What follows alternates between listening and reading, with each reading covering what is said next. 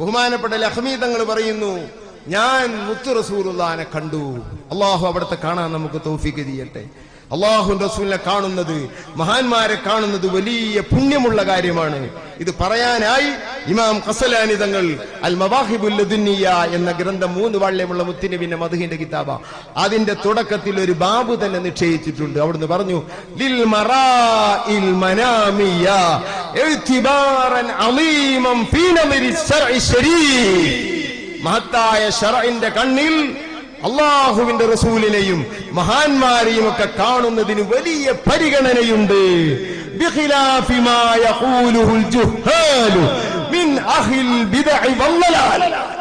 ജാഹിലീങ്ങളും പേച്ചവരുമാണ് അതിനെ നിഷേധിക്കുക. അത് ശരിയല്ല. ഇസ്ലാം അതിന് വലിയ സ്ഥാനം കണക്കാക്കുന്നുണ്ട്. അപ്പോ ലഖ്മി തങ്ങൾ റസൂലുള്ളാഹിനെ കണ്ടു. അങ്ങനെ കണ്ടിട്ട് ലഖ്മി തങ്ങൾ പറഞ്ഞ, ഞാൻ മുത്തുനബിന്റെ കൂടെ ഒന്ന് തവാഫ് ചെയ്തു. മുത്തുനബിന്റെ കൂടെ ഒന്ന് നിസ്കരിക്കുന്നത് കണ്ടാൽ, ഒന്ന് മുത്തുനബിന്റെ കൂടെ ഒരു ഇബാദത്ത് എടുക്കുന്നത് കണ്ടാൽ, ആ മനുഷ്യന് നിനക്ക് ഇഖ്ലാസ് അല്ലാഹു തന്നിട്ടുണ്ട്, ഖബൂല് തന്നിട്ടുണ്ട് എന്നതിലേക്കുള്ള സൂചനയാണ്. അല്ലാഹു നമുക്കത് നൽകുമാറാകട്ടെ. അത് വലിയൊരു തബ്ശീറായി ഞാൻ പറയുകയല്ല. ബഹുമാനപ്പെട്ട നെല്ലിക്കുത്ത് ഉസ്താദിന്റെ വഫാത്തിന്റെ മാസാണല്ലോ. ഉസ്താദ് മുത്തുനബിയെ 2 വട്ടം കണ്ടതായി എനിക്കറിയാം. അതിലൊന്ന് റസൂലുള്ളാഹിനെ തുടർന്ന് നിസ്കരിക്കുന്നതാ കണ്ടത്. വലിയ അംഗീകാരമല്ലേ അത്?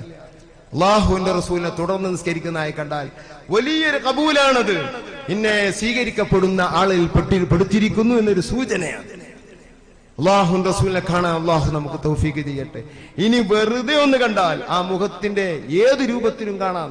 ഇപ്പൊ ഒരാൾ പറയുന്നു, ഞാൻ ആളെ പേര് ഇവിടെ പറയുന്നില്ല, മുത്തുനബിയെ കാണാൻ കഴിയൂല, മുത്തുനബിയെ കാണാൻ കഴിയൂല. കണ്ടാ എങ്ങനെ നബിയാന്ന് എങ്ങനെ മനസ്സിലാകാം? മൂപ്പർക്ക് ഒന്നാമത്തെ ക്വസ്റ്റ്യൻ. നബി ആണെങ്കിൽ ആദ്യം നബിനെ കാണുന്നപ്പോ സ്വഹാബികൾക്കേ കാണാൻ കഴിയുള്ളൂ. സുബ്ഹാനല്ലാഹ്, അയിമ്മത്ത് പറഞ്ഞതിന്റെ കടകവൈരുദ്ധമാണ് ഈ പറഞ്ഞത്. മുത്തുനബിയെ കണ്ടിട്ടാണ് സഹീൽ ബുഖാരി രചിച്ചത്. ഇബ്നു ഹജർ തങ്ങൾ, അസ്ഖലാനി തങ്ങൾ അവിടെ ഹദീസാരി എന്ന ഗ്രന്ഥത്തിൽ കാണാം. ഇമാം ബുഖാരി മുത്തുനബിയെ കണ്ടു. അതാ കണ്ടിട്ട് ആ മുത്തു റസൂലുള്ളാഹിക്ക് ഇങ്ങനെ വിശറി കൊണ്ട് വീതു കൊടുക്കുന്നത് കണ്ടു. അതിനെ സംബന്ധിച്ച് ചോദിച്ചു, എന്താ സംഭവം? അത് റസൂലുള്ളാഹിന്റെ സഹീഹായ ഹദീസുകളെ കൊണ്ട് നിങ്ങളൊരു ഗ്രന്ഥം എഴുതണമെന്നാണ് അതിന്റെ താല്പര്യം. അപ്പോഴാണ് എന്റെ മനസ്സിൽ ഈ കിതാബ് എഴുതാൻ ചിന്ത വന്നതെന്ന് ഇമാം ബുഖാരി തങ്ങൾ പറയുന്നു. അത് ഇമാം ഖസലാനി ഇർശാദ് സാരിയിലും പറഞ്ഞിട്ടുണ്ട്. പലരും പറഞ്ഞിട്ടുണ്ട് ബുഖാരി ശരീഫ് രചിക്കാൻ മുത്തുനബിയെ കണ്ടതാ കാരണം. ഇമാം ഷാഫി തങ്ങൾ കണ്ടതിന് ഇമാം ഉദ്ധരിച്ചിട്ടുണ്ട്. ഷാഫി ഇമാം കണ്ടത് എങ്ങനെ ഇമാം ഉദ്ധരിക്കുക? ഇമാം ഷാഫി പറഞ്ഞു. അതന്നെ ഇമാം ഷാഫി പറഞ്ഞു, ഞാൻ നബിയെ കണ്ടു. റഅയ്തു നബിയ സല്ലല്ലാഹു അലൈഹി വസല്ലം, നബി തങ്ങളെ കണ്ടു എന്ന് പറയുന്ന 100 ഇമാമിങ്ങളെ ചരിത്രത്തിൽ ഒരു കിതാബുണ്ട്. നബിയെ ഞാൻ കണ്ടു ഇങ്ങനെ. അപ്പൊ അല്ലാഹുവിന്റെ റസൂലിനെ കാണുന്നത് അത് വലിയ പുണ്യമാണ്. അത് നിഷേധിക്കുന്നവനക്ക് വലിയ നഷ്ടവുമാണ്. വെറുതെ പറയാണ് അല്ലാഹുവിന്റെ റസൂലിനെ കാണുക. എത്രത്തോളം ശറഹ് മുസ്ലിം എടുത്തു നോക്കിയാൽ കാണാം, മുത്തുനബിയെ ഭംഗിയില്ലാതെ കാണാൻ സാധ്യതയുണ്ട്. കറുത്ത കളറിൽ കാണാൻ സാധ്യതയുണ്ട്. അതൊക്കെ നബി തന്നെയാണ്. പക്ഷെ റസൂലുള്ളാഹിന്റെ യഥാർത്ഥ രൂപമല്ല അത്. നോക്കുന്നവന്റെ ഹൃദയത്തിന്റെ കറുപ്പ്, ആ കറുപ്പ് കൊണ്ട് ആ കണ്ണാടിയിൽ കണ്ടപ്പോ കറുത്തു. അപ്പൊ നീ ഹൃദയം നന്നാക്കണം, നീക്ക് സൂചനയാണ്. ശറഹ് മുസ്ലിമിൽ അതാണ് വിലപ്പെടുത്തുന്നത്. അല്ലാഹുവിന്റെ റസൂലിനെ കാണുക അത് വലിയ അനുഗ്രഹമാണ്.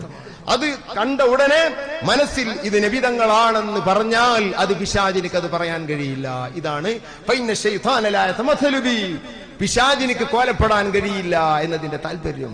മനസ്സിൽ അത് വരിക, ഇത് നബിയാണ്. അത് നബിയുടെ യഥാർത്ഥ രൂപമായി കൊള്ളണമെന്നില്ല. അള്ളാഹുവിന്റെ റസൂലിനെ കാണാൻ നമുക്ക് തൗഫീഖ് ചെയ്യട്ടെ.